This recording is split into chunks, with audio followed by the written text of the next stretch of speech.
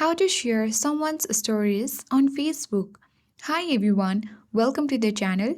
This is Rose from Create Login and Delete. Without further ado, let's dive right into the video. First of all, launch Facebook app and log into your account. At top, you will see a stories section. You simply need to open particular story of a particular user. Now once you open someone's story, you have to simply tap three dots at top right and a menu will appear with a lot of options. Among these options, select copy link to share this story. And once the link has been copied to your clipboard, you can easily open any platform such as WhatsApp. And now you can simply tap on the message bar at bottom of the screen and tap on your clipboard.